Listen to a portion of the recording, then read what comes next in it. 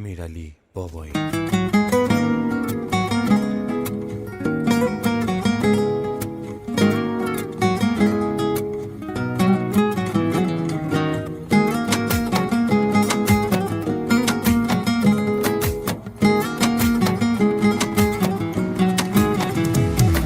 یه کاری کردی با دلم بی انصاف که روی گونه هامونم بگیره، هر شب تو این اتاق سرد و دلگیر عطر تو میزنم خوابم بگیره. دخترک قصه من کجایی؟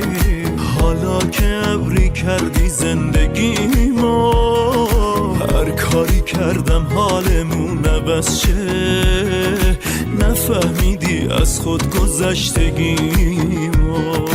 دیواری کوتاه‌تر از من نبود، تو این شرایط وقت رفتن نبود. احساس تو نسبت به حال روزم اندازه یه سر سوزن نبود. کارات شبیه جنس حرفات نبود، جرمه بیگناه مجازات نبود. تموم کوچه های شهر رو گشتم، نشونه ای از رد پاهات نبود.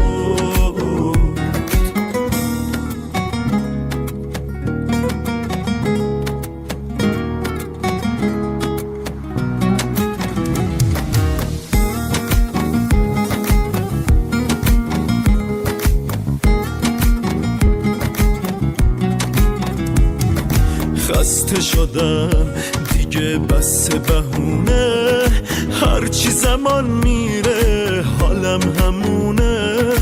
بارونیمو از تو کمد میارم، منم میرم از این دیوونه خونه. باشه میرم از این دیوونه خونه. دیواری کوتاه‌تر از من نبود، تو این شرایط وقت رفتن نبود. احساس تو نسبت به حال روزم اندازه یه سر سوزن نبود. کارات شبیه جنس حرفات نبود، جرمه بیگناه مجازات نبود. تموم کوچه های شهر رو گشتم، نشونه ای از رد پاهات نبود.